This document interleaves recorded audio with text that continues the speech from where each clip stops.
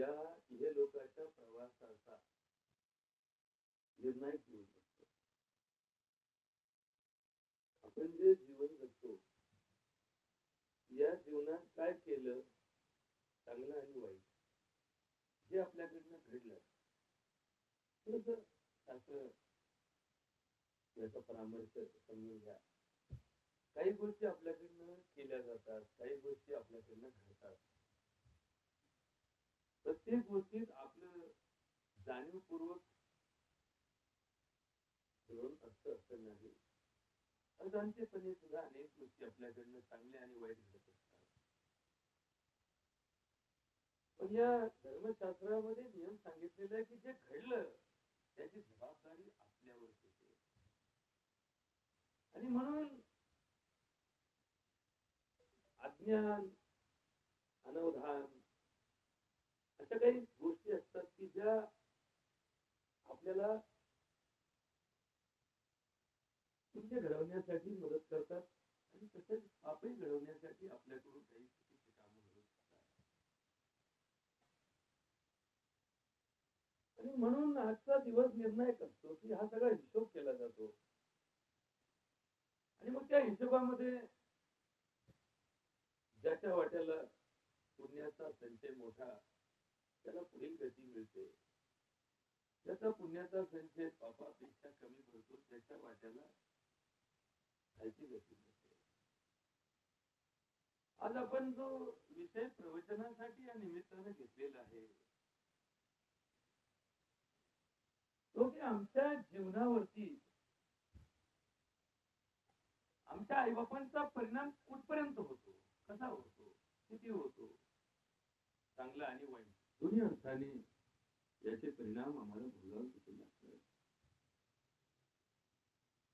बापाची चांगली वागणूक, बापाचं आईचं चांगलं वर्तन, संस्कार, त्यांच्या चांगल्या कार्याचा आमच्यावरती काय परिणाम होतो याचं चिंतन थोडस या दृष्टीने आजचा अभंग जगद्गुरु तुकाराम महाराजांच्या गाथेतील अभंग आहे. त्या अभंगामध्ये तुकाराम महाराज म्हणतात, शुद्ध बिचा पोटी फळे रसाळ घुमटी, मुखी अमृताची वाणी, देह देवाचे कारणी, सर्वांग निर्मळ चित्त जैसे गंगाजळ, तुका म्हणे जाती तापे दर्शने विश्रांती. हे अभंग थोडे मोठे असतात, अभंगामधलं प्रत्येक चिंतन मोठं असतं. आपला वर्ष श्राद्धाचा कार्यक्रम छोटा असतो, याचा कालावधी छोटा असतो. यामध्ये काही महत्वाच्या मुद्द्यावर आपण प्रकाश टाकण्याचा प्रयत्न करतो. संपूर्ण अभंगाचं निरूपण कीर्तनात एका वेळेस सुद्धा चारित्र्यानं सोडून होते ना जातं नाही. कारण लोकांच्या कालखंडाचा विचार करणं गरजेचं असतं. या अभंगातलं महत्वाचं तत्व आज आपण निरूपणासाठी घेतलेलं आहे. पहिलं चरण सांगतो, शुद्ध फळे रसाळ घुमटी. बीज हे उत्पादक व्यवस्थेचं सगळ्यात महत्वाचं तत्व आहे. ऋतुक्षेत्र बीज अंबू बीजानाम सामुद्गल यथा अमृतम. शेती करायची असेल ना आपल्याला चार गोष्टी लागतात. एक लागतं हवामान, जे सगळ्यात महत्वाचं काम करतं. म्हणून तर खरीपाचे पिकं रब्बीत येत नाही, तर रब्बीचे पिकं खरीपात येत नाही. जमीन लागते. असं काय कुठं एखाद्याने जमीन सोडून शेती करणं शक्य नाही. त्याला जमीन क्षेत्र लागतं, पाणी लागतं. शेतीला पाणी पावसाचं असू द्या किंवा आपल्या बागायत स्वतःच असू द्या, पाणी लागतं. आणि बी लागतं. बियाशिवाय नुसतं पाणी भरून कोणत्या वावरात पीक येणार नाही. बी लागतं. तसं आपल्या जन्मासाठी चार गोष्टी लागतात. आपला जन्म सुद्धा शेतीचा प्रकाराचा एक भाग आहे. आपलं जन्म हा सुद्धा एक उत्पन्न आहे. यासाठी स्त्रीबीज, पुरुष बीज, मातृतत्व लागतं. पितृतत्व, मातृतत्व. यासाठी आत्मतत्व लागतं. एक आत्मा जोपर्यंत त्या तत्वात प्रवेश करत नाही तोपर्यंत जन्म नाही. असे जगात लाखो स्त्रीबीज आहेत, कोट्यावधी पुरुष बीज आहेत, पण जन्म मात्र आत्म्याच्या प्रवेशाशिवाय नाही. शुक्र अर्थ संयोगी आत्मतत्व धारी जीवितम आत्मतत्वाचा आणि पंचतत्वांशिवाय जन्म नाही. पंचतत्व ही जे आहेत ना सृष्टीमध्ये, पृथ्वी आप तेज वायू आणि आकाश, सदेह जन्माचं सगळ्यात मोठं वैशिष्ट्य आहे. आपला आत्मा मरत नाही, पण जोपर्यंत तो देह धारण करत नाही तोपर्यंत जन्म नाही. अदृश्य जन्म होत नाही. अदृश्य जन्म झाला असं होत नाही, दृश्य जन्म होतो आपला. म्हणून या तत्वज्ञानामध्ये शुद्ध पूजापोटी बळे आमचा आत्म्या गेल्या जन्मी काय होता त्याच्या पाप नाही, जो फिरायला आला हे ते एक भाग झाला. पण या जन्मात आम्हाला ज्या आईच्या पोटी जन्म मिळाला, ज्या बापाच्या पोटी जन्म मिळाला, त्यांच्यातली शुद्धता, त्यांच्यामध्ये असणार गुणवैशिष्ट्य, त्यांच्यामध्ये असणार गुणसूत्र, त्यांच्यामध्ये असणार तत्व आमच्या जन्मानंतर आमच्या आयुष्यावर परिणाम करतो. हा देह जो आहे ना, जीवन मध्ये आम्हाला मिळालेले शरीर आहे ना, त्याच्यामध्ये 7 प्रकारचे घटक असतात, 7 प्रकारची वस्तू असतात. थोडं थोडं जीवनाचा अर्थ समजून घेतला तर धर्म ही एक आरोग्यदायी योजना आहे. माणसं आज आजारी का पडतात हे वैद्यकशास्त्राला माहित नाही. रोगराईचं प्रमाण का वाढत चाललं हे वैद्यकशास्त्र सांगत नाही. पहिल्यापेक्षा माणसं कमी वर्ष का जगतात हेही वैद्यकशास्त्र सांगत नाही. माणसांचं विवाह संस्थेमधलं वैवाहिक जीवन दुःखात काय हे वैद्यकशास्त्र सांगत नाही.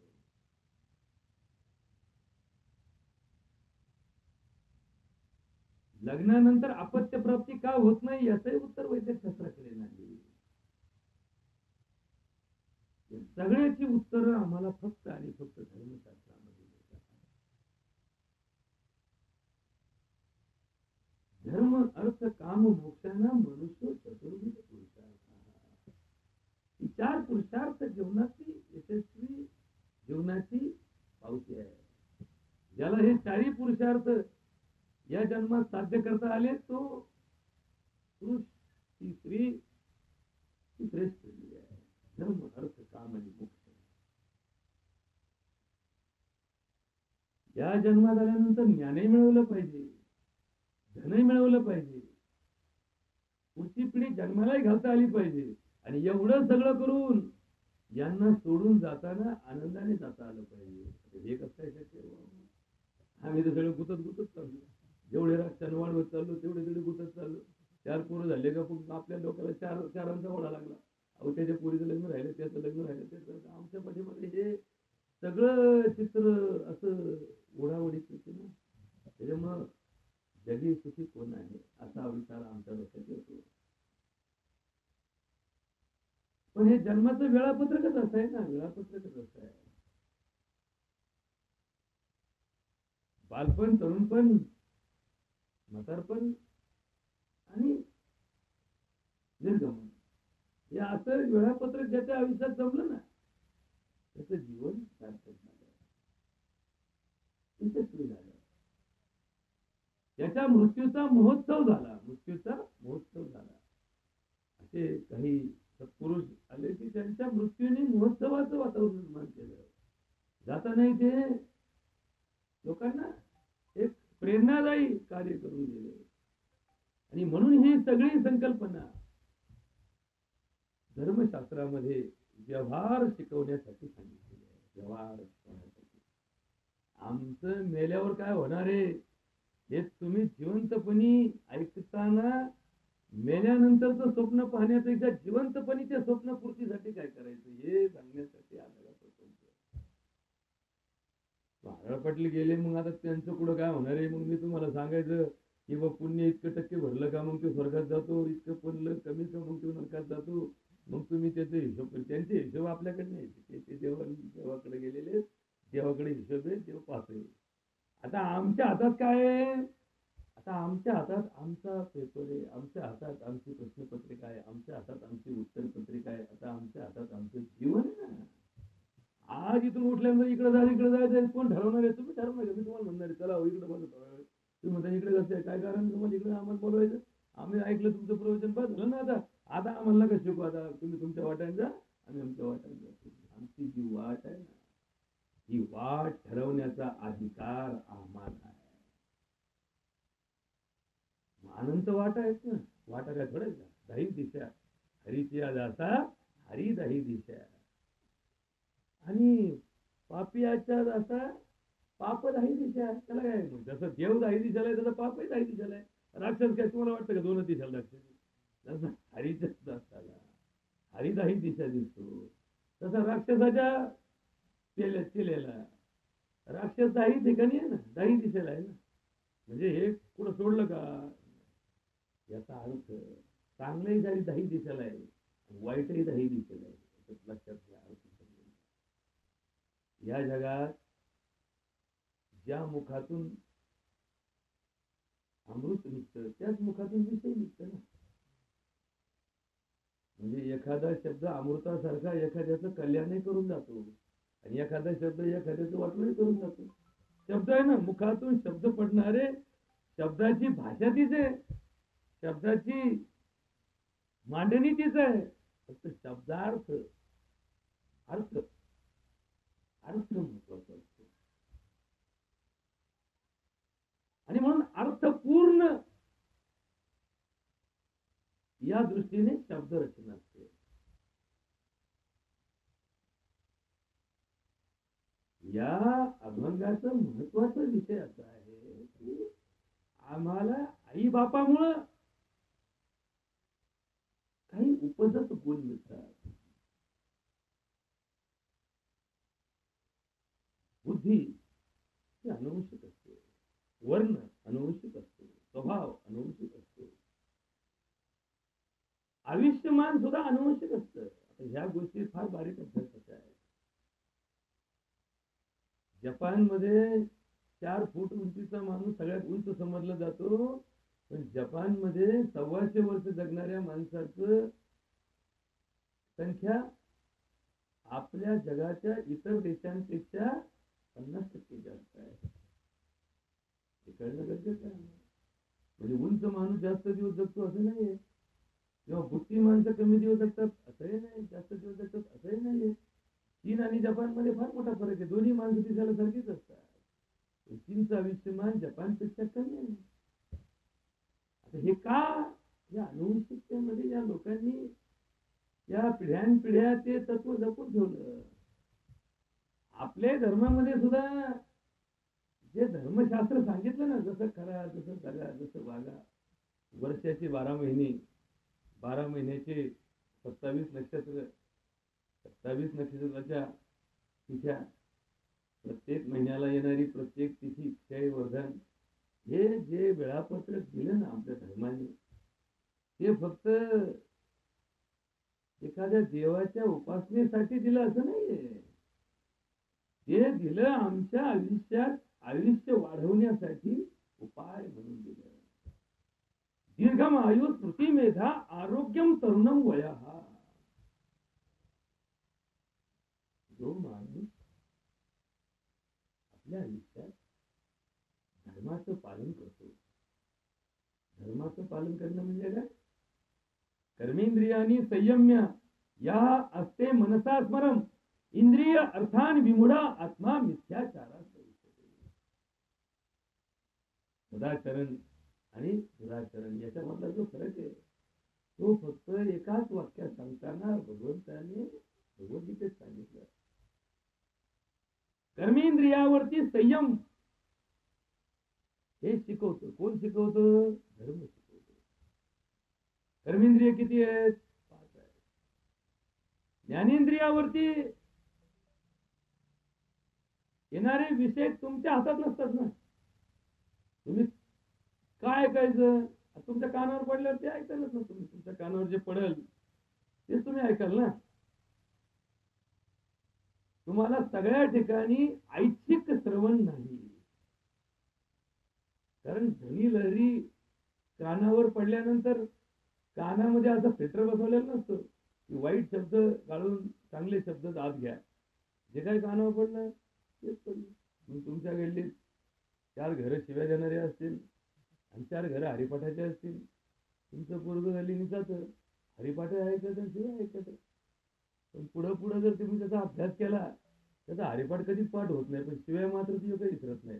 ती बाई सर तिची शिवाय दिल्या असतात ना, ती बाई आपण कधी शिवाय दिली कोणाला दिली विसरून जाते. पण ती पोरगं फार मोठं झालं ना तरी म्हणतो नाही अहो काय तुम्हाला काय केली शिवाय असेल कधी शिकला रे, अहो तुम्ही नव्हते टाइम. ती बाई म्हणते मी विचारले म्हणजे वाईट ही ही सगळ्यात मोठी माणसाची चुकांची काय, सगळ्यात मोठं दुखणं कुठे?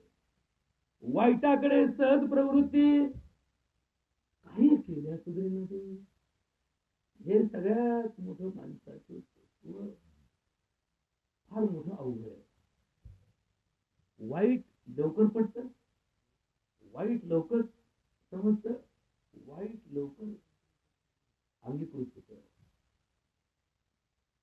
चांगलं लवकर पटतही नाही, चांगलं लवकर समजतही नाही आणि चांगलं लवकर होतही नाही. चांगलं बोलणं एक वेळ जमतं, पण चांगलं करणं हे करणं फार फार फार फार दुराप्राप्त गोष्ट आहे. परमार्थामध्ये नेमकं इथंच काम केलं जातं. म्हणजे तुम्ही देवदेव केला म्हणजे तुमचे गुडघे नीट होतील अजिबात नाही, काही संबंध नाही. तुमच्या गुडघ्याचा देवाचा काही संबंध नाही. तुम्ही पंढरीच्या वारीला गेले, कोणी म्हणलं माझे मनके नीट झाले, तो माणूस भ्रमात आहे, तो माणूस अज्ञानात आहे, त्याचा काही संबंध नाही. तुमचं शारीरिक दुखणं तुमच्या भक्ती मार्गाचा प्रवासात होणारा फायदा नाही. शरीर हे शरीराच्याच पद्धतीने सांभाळावं लागतं. मग तुमचं परमार्थ, तुमचं चिंतन, तुमचं भजन, तुमचं दर्शन, तुमचं पूजा अर्चना, अंगारे दुपारे उपवास, दिंड्या वाऱ्या, हे काय काम करतं? हे तुमच्यावर काय काम करतं याचा अभ्यास समजून घेण्याची गरज आहे. आपल्यावर काय काम करतं, देवावर काय काम करतं? देवावर काहीच करत नाही, देवावर त्याची गरज नाही. तुम्ही देवाच्या पाया पडले म्हणून देव मोठे झाले, तुम्ही जर पाया पडाय सोडून दिलं म्हणून देव विसरते लोक नाही. चतुर्विधाम भजती माम सिद्धी पार्थ सनातन. आर्तः जिज्ञासु अर्थार्थी ज्ञानीच भरती. हे 4 जण काय देवळातून पडून असते. कोण 4 जण? आर्त. आपण गरज म्हणताना अक्कल नसते. एखाद्याचा रोगच नीट व्हाय ना आणि त्यांनी कुठेतरी कीर्तनात ऐकलं ते चले देवा सत्व आहे, तो तुम्ही त्याला गाड्या द्या नका देऊ, ज्यांना तिथं आजार असतात त्याला गरज असते. ते गरज म्हणताना देवाचं काही घेतलं त्याला नीट व्हायचं असतं. त्याला ज्यांनी सांगितलं असतं त्याच्यावरती विश्वास ठेवतो आणि तिथं जाऊन देवाला खेळ घालून देतो. करायला देवाला अहो मला लोकांनी सांगितलं तू जाते तुला कोणी. गरज गरज म्हणून काही लोक देवाला जातात. काही लोक 4 लोक जातात म्हणून जातात. चला देवाला येतात पंढरपूरला, हो चला आम्ही चाललो, तुम्ही आहे जोडीदार, तुम्हाला माहिती सगळं, हा चला मी येतो तुमचं. काय घेणं, तुम्ही आले म्हणून मी आलो, मला काय घेणं ते पांडुरंगाचं घेणं नाही आणि पंढरपूरचं घेणं, तुम्ही आले म्हणून मी आलो. असे काही भक्त की ज्यांना ते देवाचं घेणं नाही, ज्यांना ते पंढरपूरचं घेणं नाही, तुमच्या संघ जायचं 4 दिवस तुमच्यात राहायचं म्हणून काही जिज्ञासू आहे. जिज्ञासू म्हणजे खरंच पंढरपूरला एवढं सगळं, खरंच पंढरपूरला 10 लाख लोक येतात, खरंच कुंभमेळ्याला 1 कोटी लोक असते का, चला बघू तर घरी आपण. मग याच्या डोळ्यांनी याला पाहिलं की समाधान होतं. याला जिज्ञासू म्हणतात. जिज्ञासू तसा एखादा शास्त्रज्ञ जिज्ञासू असतो. न्यूटनने पडलेल्या फळाचा शोध लावला आणि गुरुत्वाकर्षणाचा शोध लागला. पडत्या फळाची आज्ञा म्हणतो ना आपण, तसं त्याला पडलेल्या फळातून अभ्यास जिज्ञासू वृत्तीचा झाला आणि त्याला गुरुत्वाकर्षणाचा शोध लावता आला. काही जिज्ञासू देवाकडे जातात जिज्ञासू. मग त्यांची जिज्ञासा काय असते की देवाचे चमत्कार आहेत का, खरंच देव चमत्कारी काय का. मुळात हे जगत चमत्कारी देवाची काय गरज. देवाची सांगायची देवाच्या लीला, देवानी असं केलं देवानं तसं केलं नगर उचललं, हे तर लीला आमची गोष्ट झाली. रोज व्यवहारामध्ये आपण जे करतो ना याच्यामध्ये सुद्धा चमत्कार आहे. फार येण्याच्या पोटी एखादा बुद्धिमान जन्माला येतो. काय चमत्कार आहे भाऊ. आई येडी बाप येडा. पूर्व असा चुनचुनीत आहे. अरे चांगल्या बुद्धिमानाला लागली नसं किती बुद्धी आहे. रोगाटाच्या पोटी असा पहिलवान जन्माला येतो. लोक काय रोगाटे येते, बाप रोगाटे आई रोगाटे, एक पहिलवान जन्माला येते. हे काय म्हणतात चमत्कार. एखादं वावर दिसायला असं म्हणलं तिथं लोक म्हणजे काय पिकलं का. पण तिथं लोकांनी असं नंदनवन करून दाखवलं.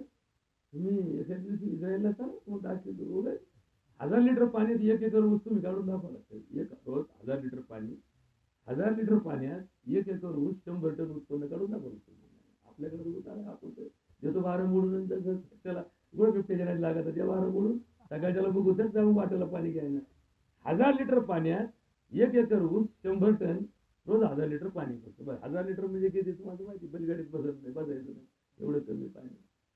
मग ही किमया का साधली, कारण त्यामध्ये त्यांनी केलेला विकास सातत्य हे त्यांच्या कामाला. मग आमचा हिंदू धर्म सुद्धा याच गोष्टीसाठी दिला. काय गोष्टीसाठी दिला की मागच्या शेत पुढचा छान. हो ह्या वाट्याने गेलं ना वाटलं होतं बरं का. दारू पिलं ना लिव्हर खराब होतं. हे तुम्हीला संशोधन करायला सांगितलं कोणी. थांबा मग मी पिऊन पाहतो, मग 5-6 वर्ष पितो, मग तुमची सोनोग्राफी करतो आणि मग सांगतो याच्यावर झाला परिणाम याच्यावर. अहो इतिहास सांगतो ना, इतिहास सांगतो दारू पिल्यावर लिव्हर खराब होतं. बस आता पिऊ नये. तुमचं वाटलं काय करतो तुम्ही हाताने. पण हे कळतं पण गोळत का नाही, कारण त्याचं ज्ञान जिज्ञासूपणा त्याच्यामध्ये असताना त्याची श्रद्धा नसते. आणि म्हणून काय सांगितलं, श्रद्धावानो लभते ज्ञानम. हे परमार्थाचं ज्ञान हे श्रद्धेशिवाय नाहीये. शाळेत गुरुजींनी शिकवलं, शाळेत शिकवलेला धडा पाठ केला त्या ठिकाणी श्रद्धा असलीच पाहिजे असं नाही.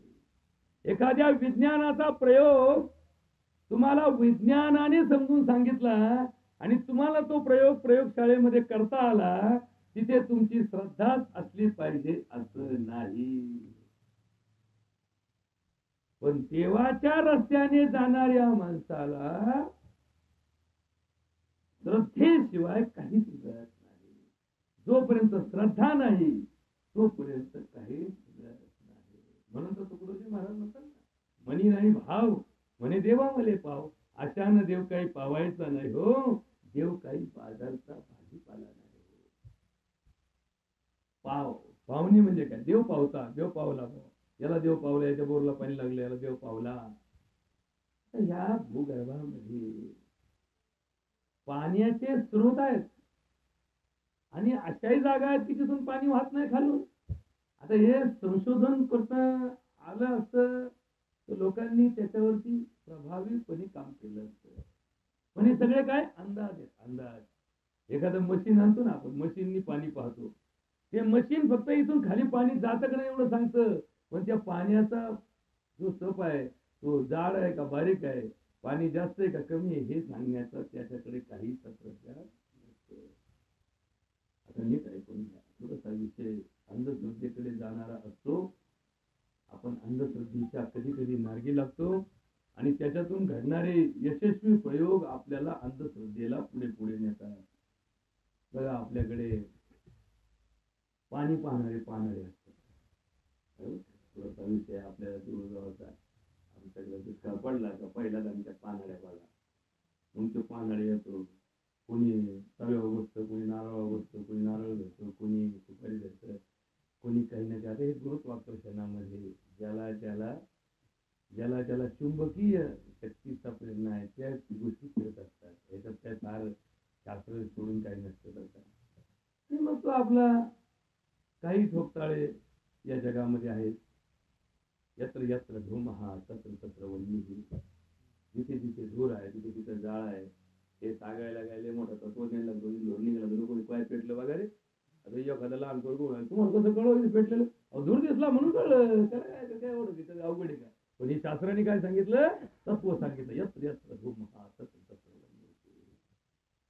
सर्वदा सर्व भावानां सामान्य मृत्यू कारणां हेतू विशेषस्य प्रवृत्ती उभयते. सांख्य शास्त्राने दिलेला सामान्य विशेष सिद्धांत वैशेषिक नावाचं शास्त्र आहे. यांनी सामान्य विशेष सिद्धांत दिला की दोन समान गोष्टी एकत्र आल्या की वाढ होते, दोन विरुद्ध गोष्टी शेजारी आल्या की त्याचा नुकसान होते. त्यातून ते सृष्टी कमी होत जातात. आपला मूळ विषय असा आहे की हा परमार्थ तुम्ही आम्ही जो करतो तो आम्हाला काय देतो. या अभंगामध्ये सांगितलं शुद्ध बीजापोटी फळे रसाळ. माणूस जेव्हा जन्माला येतो ना, बघा आता हे वाक्य नीट ऐकून घ्या, तेव्हा तो 100% निष्पाप असतो. आता याच्यावरती फारीक थोडं विचार करा. कुणी कुठेही कोणाच्या घरात कोणत्याही दिवशी कोणत्याही वारी जन्माला येऊ द्या, तो त्या दिवशी 100% जन्म झाल्या झाल्या कसा असतो, निष्पाप असतो. आता निष्पाप असतो म्हणजे काय, त्याच्या बुद्धीत क्षणभर सुद्धा पाप नसतं. म्हणून तर आपण त्याला काय म्हणतो, देवाचा प्रसाद म्हणतो. काय म्हणतो, देवाचा प्रसाद. प्रसादे सर्व दुःखानां हानी यस्य उपजायते प्रसन्न चेतसा आयु बुद्धिर एव अवतिष्ठते. आपण त्या बाळाला देवाचा प्रसाद का म्हणतो, कारण त्याच्यामध्ये यत् किंचितही दानवी शक्तीचा भाग नसतो. हे वाक्य थोडं फोडून फोडून सांगतो. एखाद्या डाकूच्या पोटी जन्म घेतला म्हणून तो मुलगा डाकू होईलच असं नाही. हे वाक्य का महत्वाचं आहे, लोक म्हणतात जशी खान तशी माती असं म्हणतात लोक, बरं. पण याचा परिणाम फक्त मातीच्या रंगावर असतो, मातीच्या वापरावर नसतो. बरोबर. एखादी गोष्ट चांगल्यासाठी निर्माण त्याच मातीतून होते आणि वाईटासाठी त्याच मातीतून निर्माण होते. एकच चाकू एका डाकूच्या हातात दिला तर ते माणसाचे मुंडके कापून माणसाला मारून पैसे गोळा करेल. तोच चाकू डॉक्टरच्या हातात दिला तो तुमच्या पोटातलं ऑपरेशन करून चाकू पोट फाडून तुमचा अपेंडिक्सचा किडा काढून तुम्हाला वाचवेल. चाकू तर जग नाही, लोखंडाचं जग नाही. मग तोच चाकू डॉक्टरच्या हातात दिला, डॉक्टरनी पोट फाडलं म्हणून लोकांनी काय भले काय जायला मग पोट फाडतो बघतोय. हो डॉक्टर साहेब तुमच्यामुळे वाचलो राव, बरं झालं हो, तुम्ही माझं पोट फाडलं नसतं तर मी मेलो असतो. आणि त्या जगात दाखवून एखाद्याला लावलं तर आपण चल त्याला 307 दाखल करते का, कारण त्यांनी मला मारायसाठी चाकू वापरला. चाकूची गोष्ट का, हे विषय नीट लक्षात घ्या, नीट विषय लक्षात घ्या.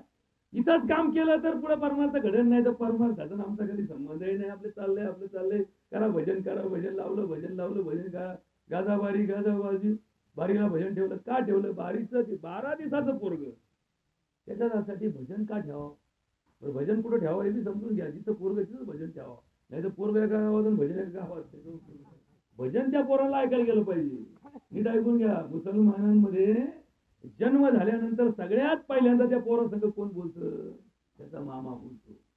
तो काय सांगतो, त्याच्या कानात सांगतो अल्लाह बोलतो. नीट ऐकून घ्या. आपल्या हिंदू धर्मामध्ये सुद्धा सांगितलं पण आपण करीत नाही. आपल्या हिंदू धर्मात सांगितलं 12 दिवशी काय घाला, बारसं घाला. 12 दिवशी काय घाला, बारसं घाला. का 12 दिवशी घाला, 11 दिवसामध्ये त्याच्यामध्ये तेवढी त्या 11 दिवसाच्या जीवन प्रवासात त्याच्यामध्ये क्षमता आलेली असते, ग्रहण क्षमता.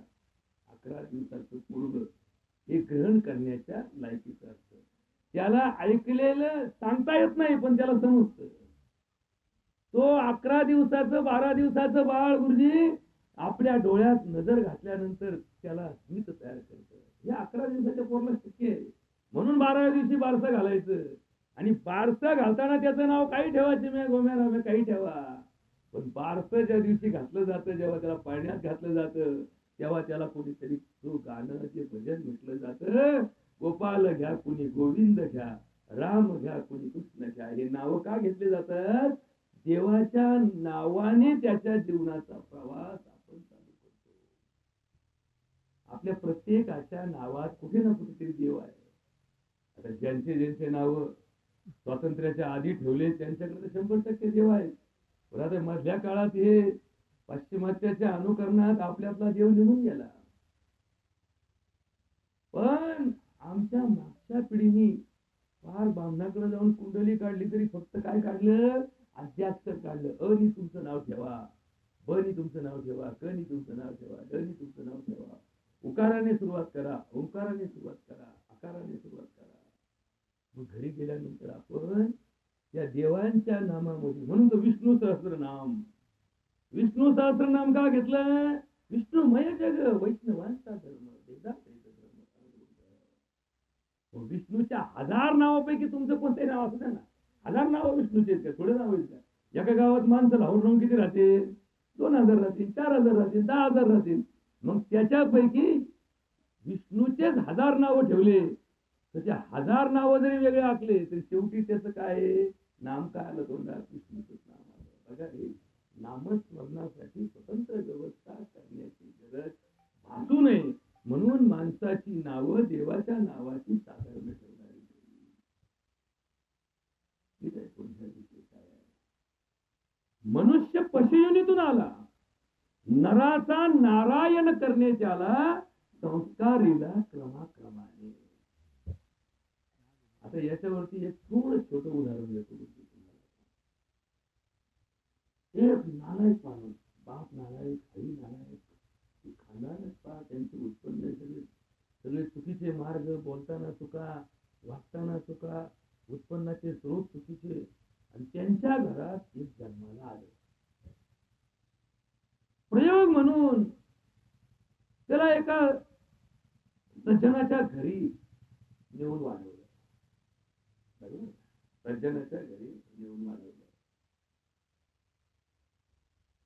आई ज्याच्या घरी आई म्हणून जिचं पालन केलं, जसा गोकुळातला नंद लाला, तसा त्याला आई एकदम भजन कीर्तनामध्ये रममान, बापही सत्संग मुखी अमृताची वाणी, देह देवाचे कारण असा वागला. त्या मुलाला त्याच्या तारुण्यात त्याच्या बापाचा, त्याची सावली सुद्धा पडली नाही त्याच्यावरती, त्याला माहित पण नाही आपला बाप कोण आहे कोण. त्याचे आईबाप हेच ज्यांनी त्याला वाढवलं. त्याच्या वागण्यात त्याच्या घराचा 1% गुण राहत नाही. संस्कार, त्याला काय म्हणतात? संस्कार. रोप माझ्या वावरातलं होतं, पण तुमच्या वावरात नेऊन लावलं ना, त्या रोपाचं उत्पादन तुमच्या वावरावर अवलंबून आहे, माझ्या वावरावर नाही. लक्षात ठेवा. राहायचं थोडासा भेद लक्षात ठेवा. कांद्याचं सध्या मार्केट आहे चांगलं आहे, आणि कांद्याचा विषय सगळीकडे सध्या भारी चाललाय ना, म्हणजे याच्यावर का व्हायना अभ्यास करा थोडासा. तुम्ही कोणत्या वावरात रोप लावलं हे फक्त रोपाचं त्या काळातलं संगोपन भारी हलकं याच्यावरती ते काम करील. पण एका भारी वावरातलं रोप हलक्या वावरात नेऊन लावलं म्हणून उत्पादन वाढणार नाही. किंवा हलक्या वावरात कांद्याचं रोप टाकलं आणि त्याचं पहिलं वर्षाचं महिन्याचं आयुष्य त्या वावरात गेलं आणि मग पुढच्या वावरात आल्यानंतर त्याचे दुष्परिणाम त्याला भोगावे लागणार नाही. आता नीट ऐकून घ्या. आता याच्यावरती अभ्यास केला तर तुमच्या आयुष्यात याचा परिणाम परमार्थामध्ये घडेल. याचं परमार्थ हे फक्त सुखकारा परिवर्तिताची व्यवस्था आहे. ज्याची नको करणे काही, त्याने द्यावी देवाची ग्वाही, आपली पापे लपवावी सर्व ही पाठीमागे, लोकात वाढवावा भ्रम, आपले चुकवावे श्रम, देवाची आणावे चालवावे कुकर्म, त्याने समाज बिघडला. तुकडोजी महाराज ग्रामगीतेमध्ये सांगतात, भजन केलं म्हणजे मन चांगला वागतो का? सांगता येत नाही. भजन आणि चांगल्या वागण्याचा काय संबंध आहे? एखादा कीर्तनकार कीर्तनामध्ये खूप मोठं प्रवचन, खूप मोठं समाजाचं प्रबोधन करतो म्हणून तो चांगला वागणारा असेलच का? सांगता येत नाही. ज्याला भजनच येत नाही, ज्याला भगवंताचं नामस्मरणच माहित नाही, तो वाईटच वागेल याची खात्री आहे का? नाही. असे कित्येक अडाणी आहेत, वागताना चुकत नाहीत, आणि असे कित्येक विद्वान आहेत, त्यांचा वागण्याशी संबंध नाही. म्हणून तर काय सांगितलं, बोले तैसा चाले त्याची वंदावून पाऊले. बोलणं बोलणं सांगणं, समजून सांगणं, प्रबोधन करणं, प्रवचन करणं सगळ्यात सोपं आहे. ज्ञान जेथे येणे अनुभवे, स्वतः आचरण करणं, स्वतः आचरणातून ते सिद्ध करून दाखवणं, हे सगळ्यात अवघड काम. हेच परमार्थामध्ये बाजूला गेलं, आणि म्हणून तर परमार्थामध्ये सगळ्यात मोठी परिवर्तनाची बाजू संपून गेली. या मूळ अभंगामध्ये भगवंताच्या रस्त्याने जाताना तुकाराम महाराज म्हणतात, शुद्ध बिचा पोटी फळे रसाळ गोमटी, मुखी अमृताची वाणी, देह देवाची कारणी. आता हे फार महत्वाचं आहे. मुखी अमृताची वाणी, याचा अर्थ असा आहे की मुखातून जो शब्द बाहेर पडतो, ती प्रत्येक शब्दापासून होणारी वाणी ही अमृत वाणी असते. फार महत्वाचं आहे. आम्हाला जेव्हा काम क्रोधादी विकाराने ग्रस्तता येते, त्यावेळेस आमच्या मुखातून येणारे शब्द हे रोगी प्रगती करण्याचे शब्द असतात. राग आला की आपण एखाद्याला काही बोलतो, रागाच्या भरात काहीतरी बोललो, पण जे बोलतो त्याचे दुष्परिणामच भोगावे लागतात. ऐकणाऱ्यालाही भोगावे लागतात आणि बोलणाऱ्यालाही भोगावे लागतात. लक्षात ठेवा. त्याच्या उलट त्याच्या मुखात भगवंताचं नाम आहे, त्याचा फायदा बोलणाऱ्यालाही होतो आणि ऐकणाऱ्यालाही होतो. बघा, दोन्ही बघा, लक्षात घ्या. याच्यामध्ये हे मुखी अमृताची वाणी हा जो शब्द आहे, हा आम्हाला भगवंताच्या रस्त्याने शिकवला गेला. परमार्थ करताना माळ घातली ना, मग माळ घातलेल्या माणसाने समोरच्याशी संवाद करण्याची भाषा, त्याला एक परिसीमा दिलेली आहे. याच भाषेत बोला, याच भाषेत बोला. बस, काही झालं तरी भाषा सोडू नका. राग, लोभ, द्वेष, मद, मोह, मत्सर हे सगळं ज्याच्याकडे चिटकलं ना, त्याच्या भाषा बदलतात. आणि हे सगळं सोडलं ना, त्याची भाषा जागेवर येते. मग आता एकच प्रश्न आजच्या प्रवचनाचा महत्वाचा आहे, हे सगळं सोडलं तर जगता येईल का? काम, क्रोध, लोभ, मद, मोह आणि मत्सर या 6 गोष्टी आम्ही सोडून दिल्या. आजपासून तुम्ही आणि मी इथं शपथ घेतली की या 6 गोष्टी सोडायच्या. तुम्हाला एक पाऊल सुद्धा टाकता येणार, एक पाऊल सुद्धा टाकता येणार नाही. का बरं? कारण हे जीवन जगत असताना या 6 गोष्टींच्याच तत्वाला धरून आपली जीवन प्रणाली चालू असते. बरोबर का? हे लक्षात घ्या. एखाद्या शेतीमध्ये एखाद्याने 1 एकरभर ज्वारी पेरली, तो माणूस ती ज्वारी पेरताना नैराश्यवादी असतो का? नाही, त्याला जाऊ द्या, तेवढे होतो, पाभार चालली, देवाला बैलाला काम नव्हतं, मलाही काम नव्हतं, वाचता होता, टाकलं फिरून. नाही, तो पाभारीचं एक मूठ जेव्हा भरतो आणि जेव्हा सोडतो दाणा, त्या दाण्याकडे पाहता पाहता काय दाणा टपोर आहे, आणि एका दाण्याला एक कणीस आलं, कणीस आलं तर दाणे भरले नाही, काय होईल? हा लोभ त्याला तिथं असतोच ना, मोह त्याला आहेच ना. लग्न झाल्यानंतर तुम्ही जर उद्या काम क्रोध मोह मत्सर सगळं सोडून गेलं तर लग्न काय करतो? लग्न काय त्याच्यासाठी केलं जातं का? नाही. या संसारात अटॅचमेंटला मराठीमध्ये तुमचं सानिध्य, तुमचा संपर्क, तुमचा समन्वय, तुमचं याच्यामधलं समर्पण, हे तुम्हाला या सगळ्या गोष्टीसाठी आवश्यक आहे ना.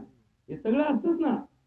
पण परमार्थ हा सांगतो की ती अटॅचमेंट, तुमचा तो राग, तुमचा तो द्वेष, तुमचा तो मत्सर, तुमचं ते वाईट चिंतन फक्त त्या प्रसंगापुरतं मर्यादित ठेवा.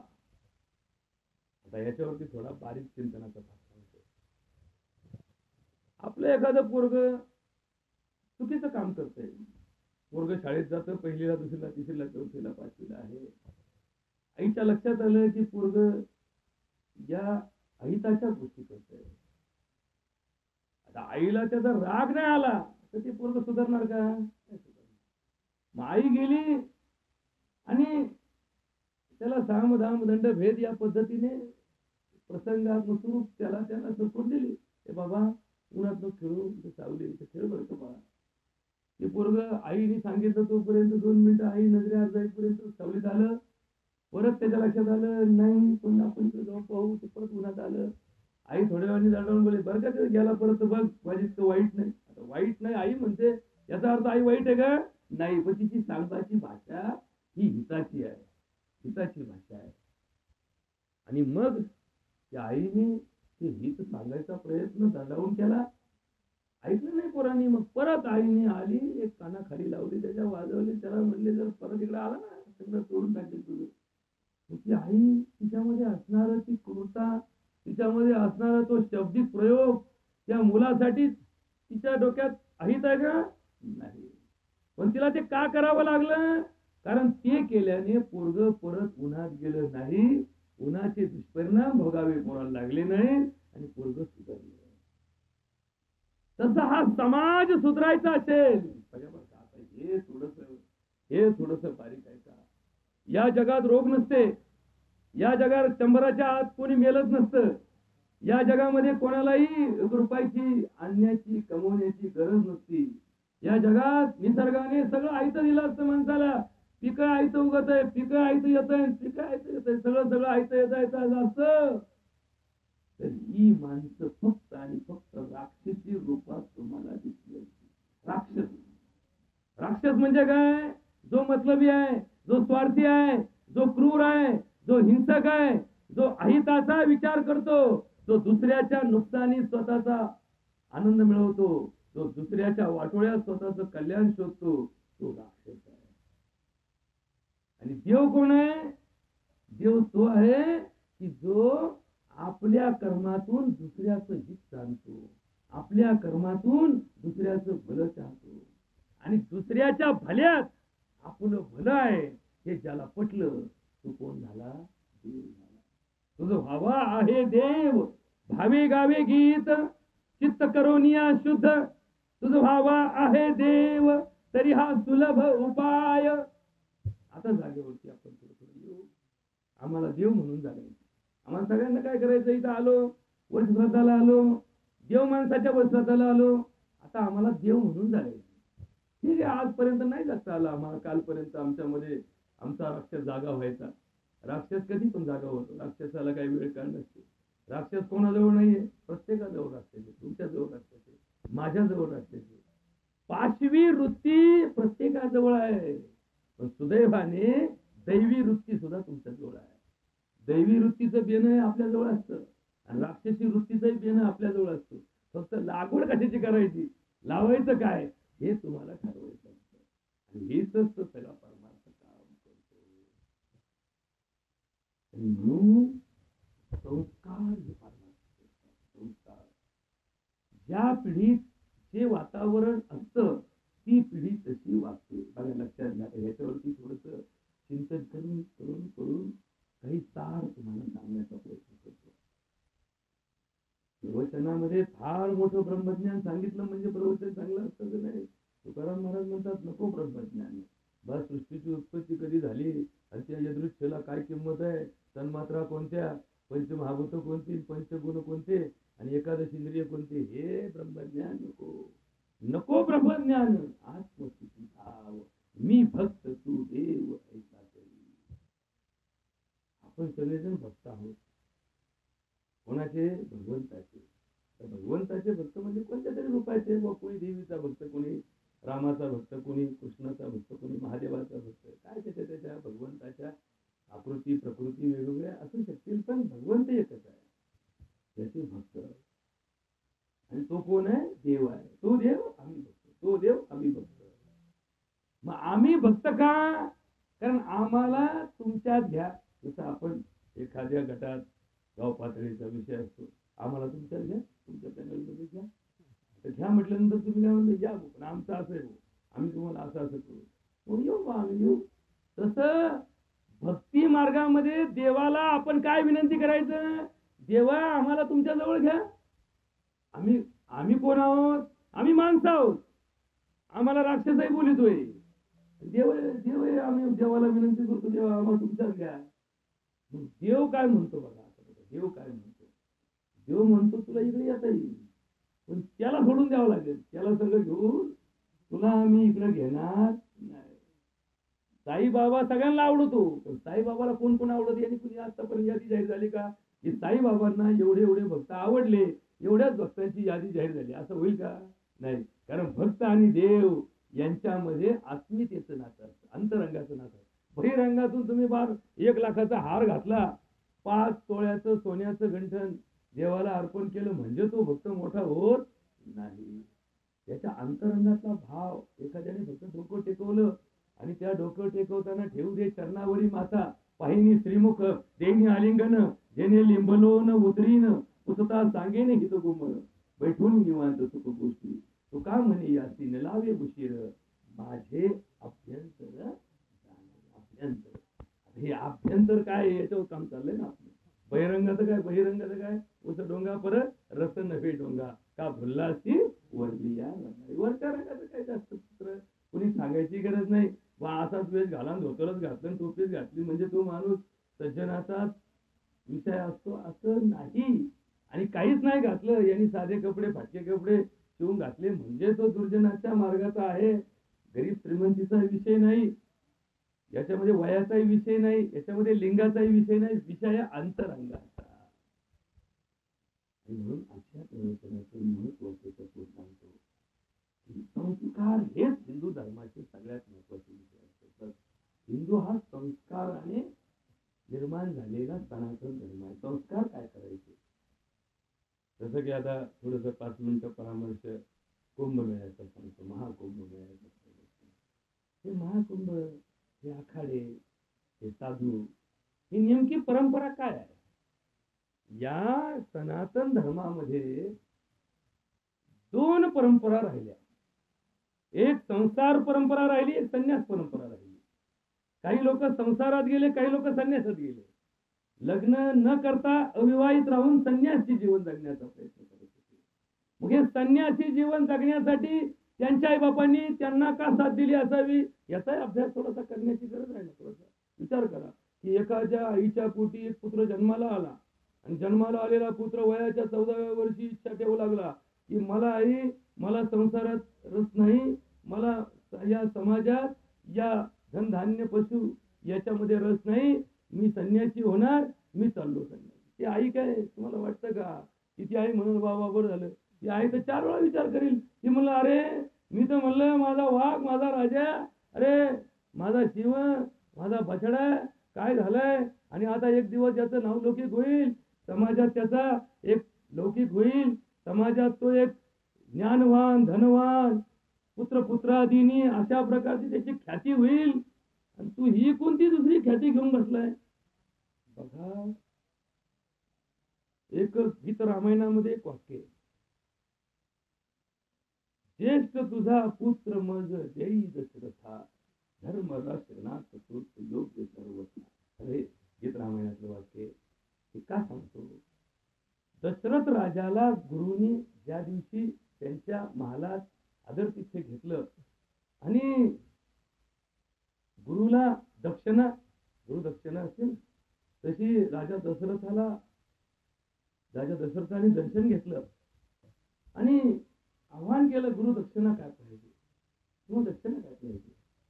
गुरुने सांगितलं, ज्येष्ठ तुझा पुत्र दशरथ राजा, तुझा ज्येष्ठ पुत्र मला देऊन टाक, बस तीच योग्य दक्षिणा आहे. का? धर्म रक्षणात तोच योग्य सर्वथा.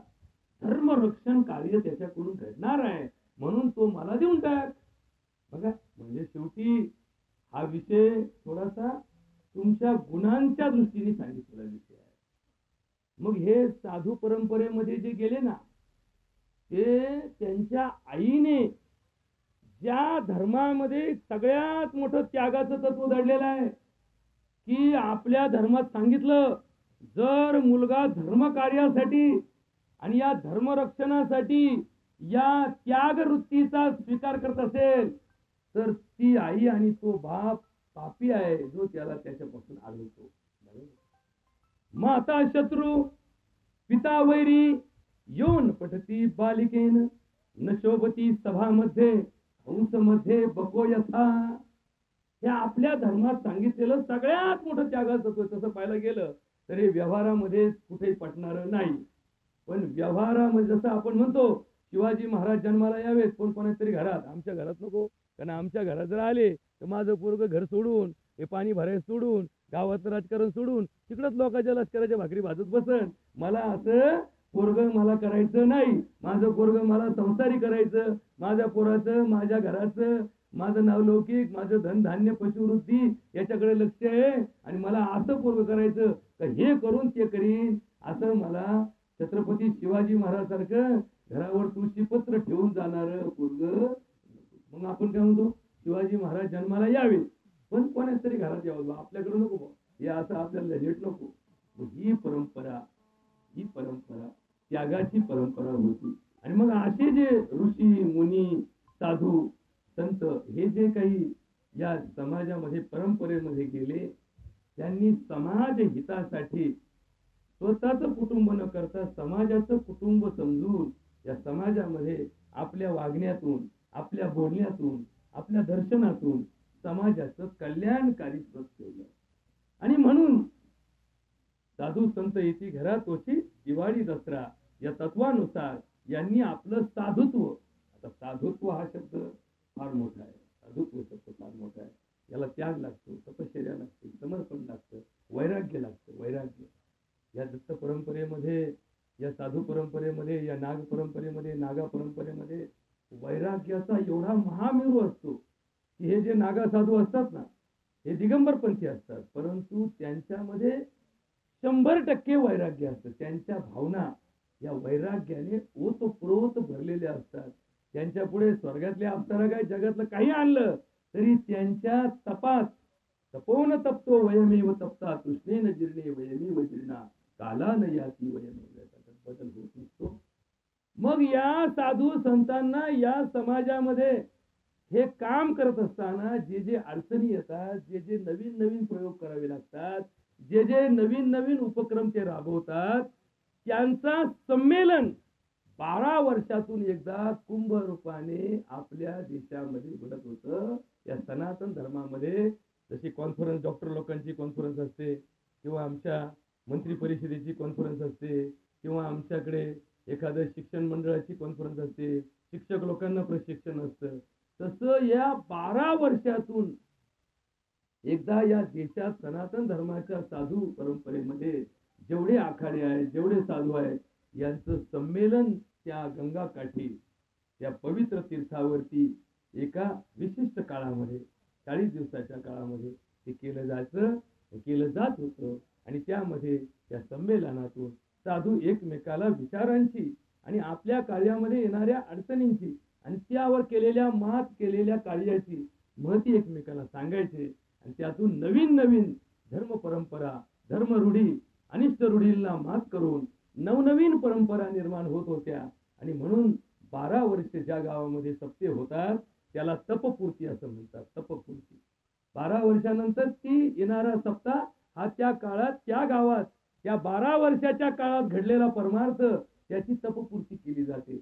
आणि अशी ही तपश्चर्या करणाऱ्या साधूंची 12 वर्ष तपश्चर्या केल्यानंतर तपपूर्ती सोहळा म्हणून त्या कुंभात केला जातो. आणि या कुंभात तीर्थस्थानी केलं जातं. त्रिवेणी संगमी नाना तीर्थे भ्रमी चित्त नाही नामी तरी ते नामाची विन्मुख सोनर पापिया हरी विन धावया. मग ते तीर्थ तर सगळीकडेच आहे, सगळीकडे तीर्थ आहे. पण हे एकमेव जगातलं तीर्थ असं आहे ज्या ठिकाणी तिन्ही पवित्र नद्या गंगा, यमुना आणि सरस्वती या तिघींचाही उगम हा कुठे आहे? हिमालय. गंगोत्रीचा, यमुनोत्रीचा आणि या सरस्वतीचा उगम या गंगाजळ चित्त जैसे गंगाजळ. आता गंगाजळ का बरं शुद्ध आहे? का बरं गंगाजळ शुद्ध आहे? याची उत्पत्ती मुळात गंगेचं पाणी हे पावसाच्या पाण्यावर नाही. गंगेच्या नदीला पाणी कधी येतं? ज्या वेळेस गंगोत्रीच्या बर्फाचं विघटन होतं तेव्हा गंगेचा पूर येतो. गंगेचा पूर हा सुरुवातीला ज्या वेळेस उष्णता वाढते, हवामानामध्ये सूर्याचं उत्तरायण चालू होतं आणि उत्तरायणामध्ये ज्या वेळेस त्या उष्णतेने ते बर्फ वितळतं, त्या पाण्यातून गंगेचं पाणी तयार होतं. म्हणून ते काय आहे, सगळ्या जगातलं सर्वात शुद्ध आणि पवित्र पाणी आहे. याची उत्पत्ती जितकी शुद्धतेची असते तितकी तो संदेश सुद्धा समाजाला जाणं गरजेचं आहे. आणि म्हणून त्या गंगा, यमुना आणि सरस्वती या तीर्थावर अशा 12 प्रकारचे तीर्थ आपल्या देशामध्ये आहेत की ज्या ठिकाणी कुंभ भरतो. म्हणून दर 12-12 वर्षांनी असं 144 वर्षांनी तीर्थावरती कुंभ आलं. म्हणून त्याला यंदा काय म्हटलं, महाकुंभ म्हटलं. आणि त्याचं पावित्र्य 144 वर्षांनी आल्यामुळं आपल्या पिढीला ते भाग्य सांगितलं गेलं. त्याच्यावर चर्चा करे, कुंभाला जा नका जाऊ, तिथं गेलेच पाहिजे, झालंच पाहिजे असं नाही. पण तो विचार काय आहे, तो विचार आपल्या घराघरामध्ये पोहोचला पाहिजे. आणि म्हणून आपल्या गावातल्या असलेल्या शिक्षण व्यवस्था, आपल्या परिसरामध्ये असणारे या समाज व्यवस्था, यामध्ये या सनातन धर्माची जी सामाजिक शिक्षणाची पद्धत होती ही होती असूनही संसारी जिव्हे वेगू करी हे त्याची उभारी पाहिजे.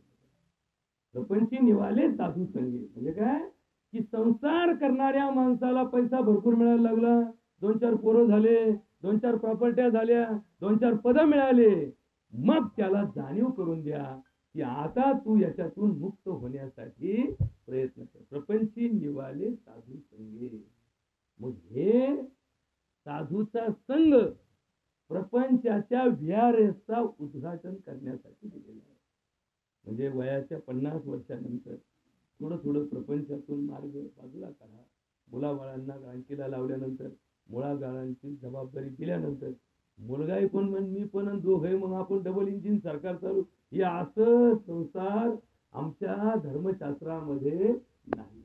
धर्मशास्त्र सांगतो की त्या दिवशी मुलाला कर्तबगारीची जाणीव झाली, मुलाला कर्तबगारीचं शिक्षण मिळालं आणि मुलगा कर्तबगार झाला की त्याला राजगादीवर बसवा. आता राजगादीचे शब्द वेगवेगळे, घरात सुद्धा राजगादीच असते. आपल्या संसारात, आपल्या व्यापारात, आपल्या दुकानात, आपल्या घरी, आपल्याकडे काय समजायचे एखादा शेती उद्योगाला बाप लागला, याचा पोरगा शेतीला लागला म्हणजे बापाने काय करावं, आपलं धोरण थोडंसं मागं घ्यावं. पोरग म्हणून ते पेरावं, पोरग म्हणून ते काम करावं. का? कारण त्याला समजायला लागलं. पण धोका समाजातला सगळ्यात मोठा धोका कुठे आला, आमच्या समाजात सरकारी नोकर सोडून कुणीच व्यारेस घ्यायला गोष्टी तयार नाही. म्हातारं 80 वर्षात झालं तरी म्हणतो मी म्हणलं तुम्हाला इथं कांदा लावायचं, नातू म्हणतो अहो कशाला, आपण ते नवीन आले ते तुला समजलं का, मी काय होणार. याच्यात जर तुम्हाला धर्म, अर्थ, काम आणि मोक्ष हे कळालं नाही तर 100 वर्षाचं म्हातारा जरी घरात असलं तर त्याचा नातू देवाला जाऊन प्रार्थना करेन, देवा हे डंगर घेऊन जा, हे अजूनही अधिकार गाजवतंय, अजून सोडायला तयार नाही, अजूनही आम्हाला अधिकार द्यायला तयार नाही, आम्हाला त्या दिवशी आनंद मिळेल ज्या दिवशी तू याला घेऊन जाशील. आता जर एखाद्याचा नातू प्रार्थना करत असेल तर त्या घरात धर्म काय आहे. आणि म्हणून या धर्माची परंपरा मुखी अमृताची वाणी, देह देवाचे कारणी, सर्वांग निर्मळ, चित्त जैसे गंगाजळ, चित्त जैसे गंगाजळ, तुका म्हणे जाती तापे, दर्शने ही त्रिविध ताप जे माणसाला होतात त्यातून मुक्त करण्यासाठी परमार्थाची काल करा. परमार्थ तुम्हाला एकच गोष्ट देईल, समाधान, शांती आणि आनंद. हे जगामध्ये कुठल्याही व्यापारात मिळत नाही, कुठल्याही पदावर मिळत नाही. ज्याच्या मनामध्ये परमार्थिक भावना असते तो नेहमी समाधानी असतो.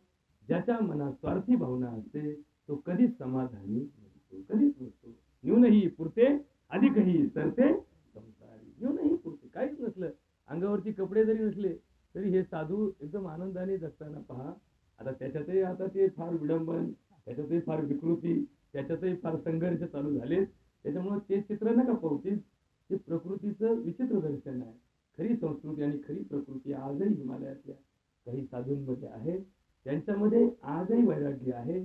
ते 100% जे आपण पाहिलं, त्याचा अभ्यास केला तर त्या वैराग्याचा अंश आपल्या परिवारात जर आला तर आपला परिवार सुखी होईल, आपली परंपरा सुखी होईल. आणि यातूनच अशा प्रकारे आहार पाटलाचा जीवनाचा प्रवास की आमच्या या शेती उद्योगामध्ये, आमच्या गावातील या जडणघडणीमध्ये यांनी जे काही कार्य केलं, आपल्या कुटुंबाचा विस्तार करताना, आपल्या गावाचा विकास साधण्यासाठी जे काही जीवनामध्ये तपस्वी कार्य केलं, ही सुद्धा एक तपश्चर्याच असते. लक्षात ठेवा, प्रत्येकाचं कार्य तपस्वीच असतं. एक शिक्षक शाळेत शिकवतो, तो तपश्चर्याच करतो. एक डॉक्टर एका पेशंटला गिफ्ट करतो, तो तपश्चर्याच करतो. एक वकील त्याच्या आशिलाला न्याय मिळवून देताना तपश्चर्याच करतो. एक पुढारी, एक अधिकारी त्याच्या समाजाला न्याय मिळवून देताना, समाजाचं कल्याण करताना तपश्चर्याच करत असतो. आणि म्हणून अशा तपस्वी जीवनाला, आता दुर्दैवाने तपस्वी जीवन फक्त ठराविक ठिकाणीच वापरलं जात होतं. सगळ्या समाजाच्या, सकल समाजाच्या प्रत्येक घटकाला तपश्चर्याच लागते, तपश्चर्याच लागते. आणि म्हणून त्या काळातली पिढी ही तपस्वी पिढी होती, तपस्वी पिढी होती. आणि म्हणून त्या पिढीचं अनुकरण पुढच्या पिढीने करावं, या दृष्टीने त्यांच्या स्मृतीस पवित्र अभिवादन करण्यासाठी आणि त्यांच्या परोक्ष जीवनाला, त्यांच्या आत्म्याला सद्गती, पुढील गती लाभण्यासाठी हा केलेला परमार्थिक प्रपंच, या निमित्ताने ठेवलेली पूजा आणि त्या पूजेच्या निमित्ताने ठेवलेले हे प्रवचन, यामध्ये घेतलेला हा विषय जितका समजला तो भगवंताच्या कृपेने आपण समजून घ्या. जो समजला नसेल, संदिग्ध वाटला असेल, तो तिचा वाटला असेल, आमच्यासारख्या कमी बुद्धीच्या माणसाच्या तोंडून हे ऐकवण्यात आलं असेल, तर ती आमचा दोष, पामर आम्ही, आणि म्हणून माफ करा अशी विनंती करतो. यांना सद्गती लाभो आणि या परिवाराला या दुःखात सावरण्यासाठी, खरं तर एका अपतेष्टाचं, एका घरातल्या कर्त्याचं जाणं अत्यंत दुःखदायक असतं, अचानक. आणि हे सगळं त्या घरालाच, ज्यावेळेस वर्षभर आपण त्या घरात जेव्हा वावरतो, तेव्हा त्या दुःखात आम्हाला प्रत्येक क्षण हा अधिकाधिक खोलावर गेलेला असतो. पण हा समाज एकमेकाच्या या आधारावर हा दुःखातून सावरत असतो. म्हणून या वर्षभर या परिवाराला ज्यांनी ज्यांनी भीती दिली आणि अज्ञात लोकांनी जे सांत्वन कर या ठिकाणी उपक्रम आणून एक आधार देण्याचा प्रयत्न केला, त्या सर्वांचा हळ परिवाराच्या वतीनं ऋण व्यक्त करतो आणि त्या सद्गती लाभवाची प्रार्थना करतो. बोला पुंड